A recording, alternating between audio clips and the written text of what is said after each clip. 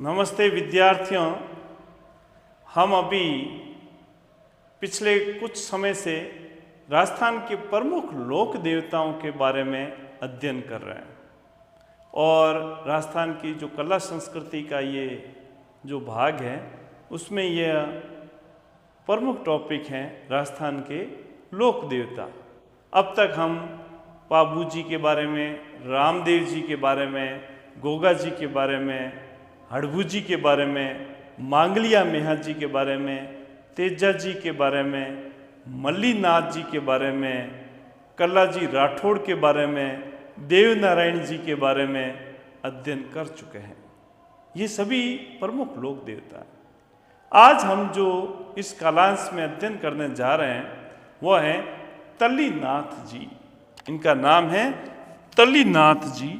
जैसा कि आप देख रहे हैं, लोक देवता तल्लीनाथ जी। तल्लीनाथ जी का मूल नाम गोगादेव राठौड़ था। इनका मूल नाम क्या था?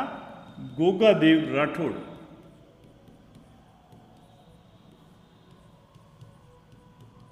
और ये मंडोर के शासक थे। राव चुंडा उनके छोटे भाई थे।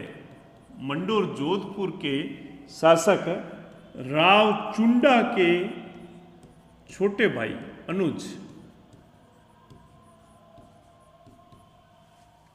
जो मंडोर के शासक राव चुंडा थे उनके ये अनुज थे। मूल नाम इनका तल्लीनाथ जी का गोगादेव राठौड़ था। तो ये तल्लीनाथ जी कैसे बने? गोगादेव राठौड़ थे।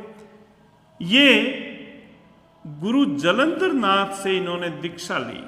इनके गुरु जलंधर नाथ थे और गुरु जलंधर नाथ से दीक्षा लेकर के ये तल्लीनाथ जी बने।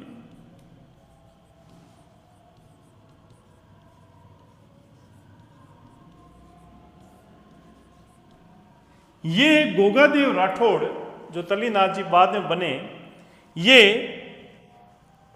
शेरगढ़ क्षेत्र जो था, उस शेरगढ़ क्षेत्र में शेखाला ठिकाना था। शेरगढ़ जो जोधपुर में शेखाला ठिकाना था। शेखाला भी जोधपुर ग्रामीण जिले में तहसील है। शेखाला जो नए जिलों के अनुसार हम देखें तो जोधपुर ग्रामीण जो जिला है उसमें एक तहसील है शेखाला। उस शेखाला ठिकाना था शेरगढ़ क्षेत्र में, मारवाड़ में। उसके ये शासक थे। और गोगादेव राठौड़ ने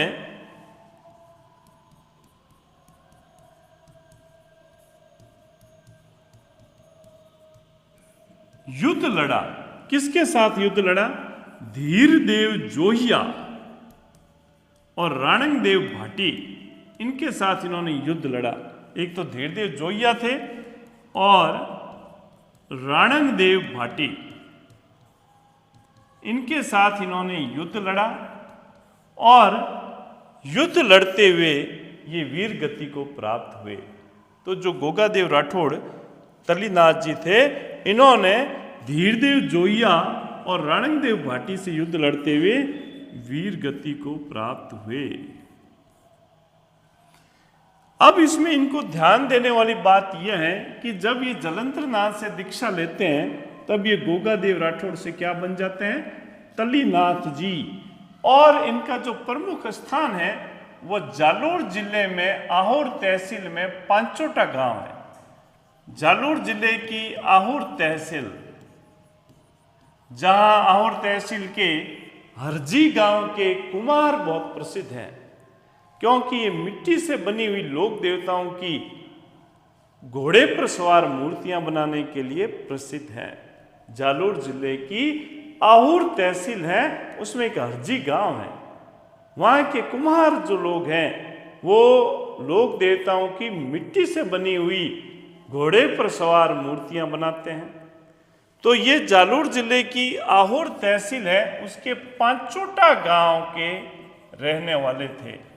पांचोटा गांव, वहाँ इनका प्रमुख मंदिर है। थे तो ये मारवाड़ के शेखाला के, जो शेखाला तहसील है अब जोधपुर ग्रामीण में, वहाँ के ये थे।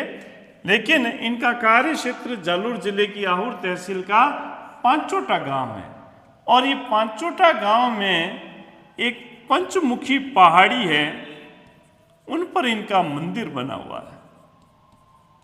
तो आपको यह ध्यान रखना है कि जालोर जिले की आहुर तहसील के पांचोटा गांव की पंचमुखी पहाड़ी पर तल्लीनाथ जी का मंदिर है। तल्लीनाथ जी का मंदिर कहां बना हुआ है? जालोर जिले की आहुर तहसील के पांचोटा गांव की पंचमुखी पहाड़ी पर।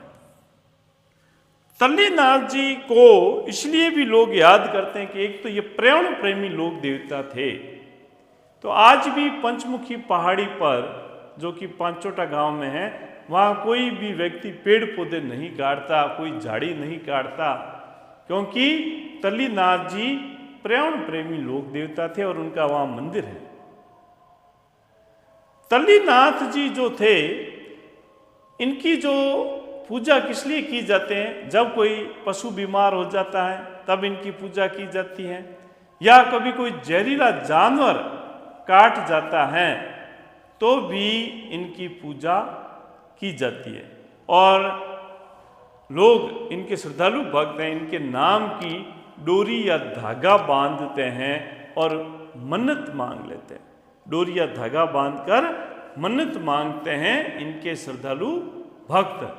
जब भी उनको कोई पशु बीमार पड़ जाए, कोई जहरीला जानवर काट जाए, उस संदर्भ में ये तल्लीनाथ जी के भक्त तल्लीनाथ जी की मन्नत मांगते हैं, डोरा या धागा बांध देते हैं। तो ऐसे थे लोक देवता तल्लीनाथ जी, जिनको पर्यावरण संरक्षण के लिए भी याद किया जाएगा। अच्छा, इन्होंने धीरदेव जोइया और राणंगदेव भाटी से युद्ध किया, वीरगति को प्राप्त हुए।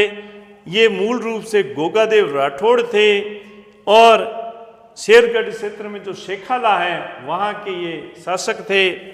और इन्होंने गुरु जलंधर नाथ से दीक्षा लेकर के तल्लीनाथ जी बन गए और इनका मुख्य कार्य क्षेत्र जालोर जिला आहुर तहसील पांचोटा गांव है, जहां पंचमुखी पहाड़ी पर तल्लीनाथ जी का मंदिर बना हुआ है।